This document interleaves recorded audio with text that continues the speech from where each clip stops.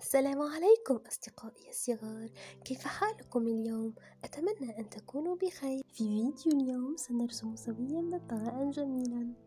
أتمنى لكم مشاهدة طيبة.